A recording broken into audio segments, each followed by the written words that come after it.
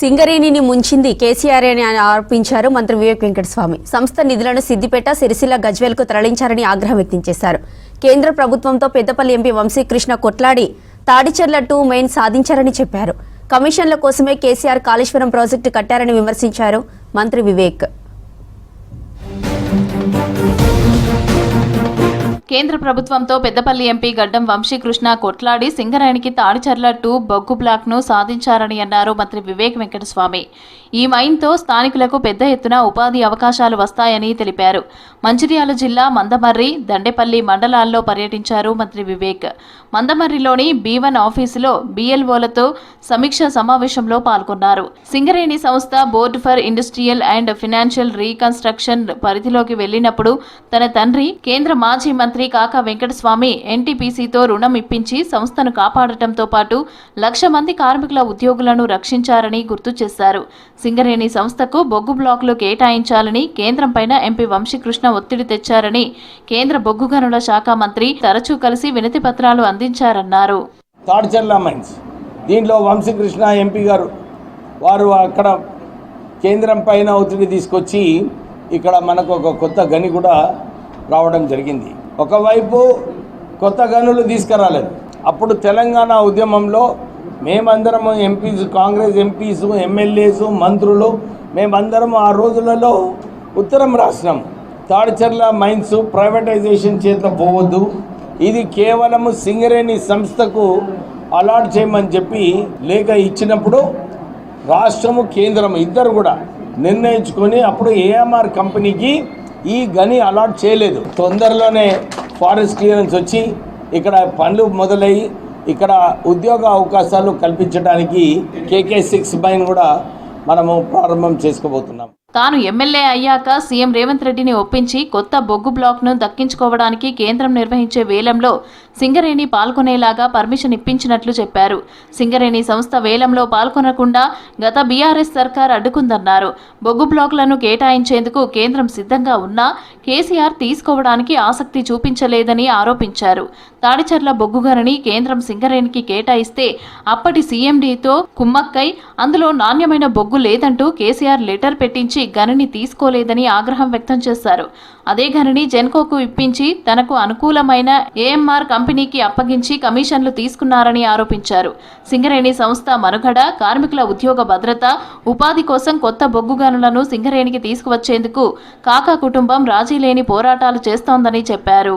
TRS ప్రభుత్వం సత్తాలో వచ్చిన తర్వాత అదే గని ఎప్పుడైతే మేము కొట్లాడి AMRకి ఇవ్వద్దన్నామో వీళ్ళు జెన్కోకి ఇచ్చి జెన్కో నుంచి AMRకి ఇప్పించడం జరిగింది. అంటే కేవలము ప్రైవేటైజేషన్ చేయడానికి వాళ్ళ దగ్గరికి వెళ్ళి డబ్బులు తీసుకొని AMR కంపెనీకి ఆ గని ఇవ్వడం జరిగింది. CMD ఎవరైతే కేసీఆర్కి కుటుంబ సభ్యుడో ఆయన ఒక ఉత్తరం రాసిండు, ఈ బొగ్గు మాకు పనికి రాదు సింగరేణి సంస్థకు అని చెప్పి దీన్ని ప్రైవేటైజేషన్లో పెట్టడం జరిగింది.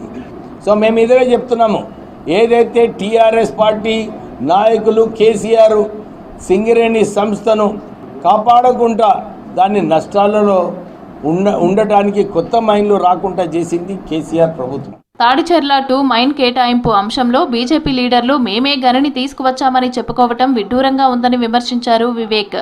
12 ఏళ్లుగా కేంద్రంలో అధికారంలో ఉండి ఎందుకు సింగరేణికి ఒక్క బొగ్గు గనిని తీసుకురాలేదని ప్రశ్నించారు. బీఆర్ఎస్ సర్కార్ హయాంలో అప్పటి పాలకులు సింగరేణికి సంబంధించిన DMF, DSR నిధులను సిద్దిపేట, సిరిసిల్ల, గజ్వేల్ ప్రాంతాలకు తరలించారని ఆరోపించారు. సింగరేణి నిధులు తరలిపోతుంటే అప్పుడు చెన్నూరు ఎమ్మెల్యేగా ఉన్న బాల్క సుమన్ కనీసం అడ్డుకోలేదని ఆగ్రహం వ్యక్తం చేశారు. మనుమని బర్త్డే ఉంటే కేసీఆర్ ఫామ్ హౌస్ వీడి బయటకు వచ్చిండు. అసెంబ్లీలో చర్చిద్దామని సీఎం రేవంత్ రెడ్డి ఎన్నిసార్లు కోరినా రాలేదని మంత్రి వివేక్ వెంకటస్వామి ఆగ్రహం వ్యక్తం చేశారు. ఎప్పుడైతే కేంద్ర ప్రభుత్వము వారికి ఒక అవకాశం ఇచ్చిందో, మీరు ఏమైనా గనులు మీకు కావాలంటే స్టేట్ గవర్నమెంట్ అండర్టేకింగ్కి మేము సిద్ధంగా ఉన్నాము అని చెప్పి కేంద్ర ప్రభుత్వం అడిగినప్పుడు TRS ప్రభుత్వం వాళ్ళు నిద్రపోతున్నారు. మన మాజీ శాసనసభ్యులు సుమన్ ఉండే, కానీ వారు చొరవ తీసుకోక ఆ రోజు సింగరేణి సంస్థకు ఏదైతే ప్రిఫరెన్షియల్ అలాట్మెంట్లో వచ్చే గనిలు వారు మనకు అది కోల్పోవడం జరిగింది. సుమన్ ఎంపీగా ఉన్నప్పుడు పార్లమెంట్లో ఒక రూల్ పాస్ చేస్తాడు, వచ్చిన తర్వాత వేలంలో పాల్గొనొద్దని చెప్పి ధర్నా చేస్తాడు. అంటే వారికి అవగాహన ఉందా లేదా నాకు అర్థమవుతలేదు. కైతాన్పల్లిలో వైలెన్స్ చేయడము, తర్వాత సింగరేణి భవన్ని కాల్చిపెట్టడము, మళ్ళీ ఇవన్నీ కూడా వారి కేవలం ఫ్రస్ట్రేషను. ఎంపీగా 10 సంవత్సరాలు ఉన్నారు, కానీ నువ్వు చేయలేకపోయినావు. నువ్వు నీ నిధులు ఏవైతే మన ప్రాంతానికి రావాలో ఈ నిధులన్నీ కూడా సిద్దిపేట, సిరిసిల్ల, గజ్వేల్కి పోవడం జరిగింది. 10 ఏళ్ల పాలనలో కల్వకుంట్ల కుటుంబం కమిషన్ను దండుకొని ఆస్తులు పెంచుకుందని అన్నారు మంత్రి వివేక్. కాళేశ్వరం నీళ్లు వృధా అవుతున్నాయంటూ హరీష్ రావు, కేటీఆర్ ప్రెజెంటేషన్ ఇస్తున్నారని, national dam safety authority water pumping చేయొద్దని చెబుతోందని, ఈ పరిస్థితుల్లో నీటిని ఎలా ఎత్తిపోస్తారని ప్రశ్నించారు.